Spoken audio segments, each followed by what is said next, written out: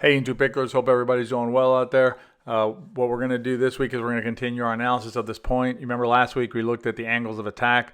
So we looked at basically the different shot possibilities. We looked at the actual shot trajectory. We had a proposal there. We got a lot of feedback about maybe a dump off down the line. So the next video that we're going to put on next week will have this spot being analyzed, and we're going to do our graphs and analysis and everything there again. What we're going to do this time is we're going to answer the question we raised last time, which is when Tyson's in this position, should I have moved over with him like this, tethered? And that's what we're going to do in today's video. Make sure you subscribe, guys, if you haven't done it already. It really helps get our content out to other players, and also will keep you informed of our videos as we put them out. Nothing in this video is a criticism of any player. We never intend to criticize anybody in any of these videos. So let's get into it. Some of you have asked for a who's who, so it's Jason and Derrick on this side and Tony and Tyson on the far side. Most of the action in this point occur between Derrick and Tyson going at it basically across court, and then I'm involved with my move, which we'll discuss in a minute. So basically this is the whole point, just a little back and forth. We're going to do a slowdown and breakdown of it, so don't worry about it. You'll see this point several times. The question is, should I have moved? And then the question, if I should have moved, then the next question is, which way should I have moved, to my left or to my right? What we're going to do now is we're going to break it down a little bit. We're going to start the point from when we're up at the no-volley zone. Tyson and I have already made it up to the non-volley zone, and we're basically working up here now. We're dancing this dance up here. I think it's a pretty decent neutral position left to right, particularly the way the ball's traveling. I'm a little off the line here. I'll correct that in a minute, you'll see. But basically, I want to focus on this part first. It's a good turn towards the ball by me there. Squared up to where Jason's at. Hellspar did a nice video. I believe it's on Prime Time Pickleball. I'll link to it below regarding cones of coverage. It's a really helpful concept to go and study that in terms of areas of responsibility and double coverage in the middle. Again, we're just basically in a neutral position here. Here's where you can start to see the error begin by me, which is basically I'm not flowing with the ball left to right. And it's not a big flow I have to do. It's not a tethered flow or a tethered move like you would think traditionally. But I do have to flow with this ball the way it's coming across my body. So I'm staying in this one spot, and I'm not flowing with the ball a little bit to the left, a little bit to the right. It gets compounded at the end, and that's what ends up, I think, resulting in the wrong position by me. This is the stress position we had talked about. This is where the tethering, I think, conversation gets into play. People asking or suggesting that I should move over tethered with Tyson there, and we'll explore that in great depth in this video. But basically, the question is, should I have moved? What I did is I moved, but I moved the wrong way, so I moved to my left. And that opened up a nice spot there for Derrick to attack. This slide's going to be very important. This is the proof. Basically what it shows you not where Tyson was at the moment that Derrick hit the ball, which is relevant but not the answer. The question is, where was Tyson at the moment that the ball passed the zone that he could have hit, which is what this slide shows, and it'll really help us break down what should have happened. Before we get into the, what should have happened or what would have been a better move, let's look at a tethered move. This is what a lot of people think about when they play pickleball. It's kind of like there's a rope between us, and we should move back and forth with that rope. There's some current videos that are pretty good that are talking about this, and they question it. But let's go ahead and look at a tethered move here. We'll start with the neutral position we had earlier. The tether here is that orange line that I put between Tyson and myself. That's going to be the tether. You're going to see I'm going to use that to basically move us around or move me around as Tyson moves. I'm going to start putting, basically it's a stick figure you'll see in a minute. That'll show you where I should be if I tethered with Tyson. So we're going to use that same exact rope. Tyson's in the stress position. So once he gets in the stress position, if I tethered with him, I would be this stick figure here with the maroon shirt on.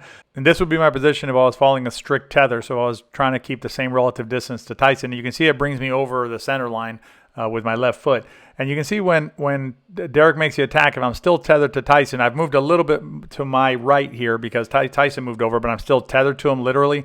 It's a really big opening. And I think that shows that moving over with Tyson on a tether just isn't a good idea. It adds that extra green space to the attack. It gives him almost a third of the court, and it's just not the right move.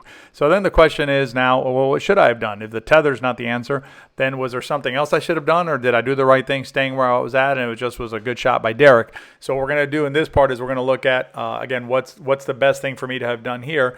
This is, again, the point of attack, so we're going to go here. What I did is I created some slides here. The position at the point of attack is shown by these figures. I tried to give them colors to match our shirts. Then what I did is I converted us into basically Tyson and I into triangles. Think of these triangles as looking straight down on our ability to cover the court. So this is our ability to cover the court, and it also shows the openings that are available to Derrick on his attack. If I'd done a tethered move as suggested, it would basically close down the one angle, but it would basically concede a third of the court. So I think I think we would agree that that is not the correct move because of the fact that it opens up too much court. Originally, when I did the analysis, I was looking at the position of Tyson at the point of attack. The problem with that is that it mistakes Tyson's position at the point of attack against Tyson's position, or as opposed to Tyson's position at the moment that he would have been able to hit the ball that Derrick was hitting towards us, meaning when the ball is at the no-volley zone. So what we have to do is we have to look at the positioning of Tyson at the moment that the ball is crossing the non-volley zone line. And not only that, also which way is Tyson moving? In other words, is Tyson moving to his left or to his right? Because that'll influence the ultimate decision of what I should do. Let's look at it from above. So Tyson is here at the point of attack. That's correct. But that's not what's relevant. What's relevant is where he is at the point of defense. And as you can see, he's moved over by the time that we can defend the ball. In other words, because he's moving, he'll be here when the ball comes across the non-volley zone line. And not only that, he's closing the middle angle. So he's basically moving towards the middle, closing it down. What that means is that in reality, the attack zone that was previously shown as existing down the middle really doesn't exist because Tyson is going to be there and be able to hit that ball. So that angle is closed down. What that means then is that I can actually move safely to my right, which is also my backhand side. So I can move to my right, cover my backhand more, close down that area. If I move to my right, I make Derrick's attack more difficult by giving him two smaller areas to attack that are also riskier because if he misses a little bit to one side or the other side, we can now attack those balls, particularly the one down the middle because both of our forehands are there. And basically, if you compare the moving with the flow to the tethered move leaves a large singular attack zone. The moving with the flow leaves two smaller attack zones that even when combined are still smaller than the total attack left by the tethered move. Let's go ahead and put it all together. You can see here, we go back to the dinking. Tyson gets stressed out. I make an error here by moving to my left, opening up that right, and creating a bigger spot for Derrick to attack. The conclusion here is that you're better off moving with the ball or moving with the flow of the point. The ball there was moving from my left to my right or right to left on your screen. I should have basically followed that ball and would have made it a more difficult attack for Derrick. Make sure you subscribe. We're going to do the next video on the better spot. That's the one coming out next. Make sure you're subscribed so you know you get it. And we'll leave you with a shot of Jill asking a question everybody wants to know. Who really knows? Stay safe out there, guys.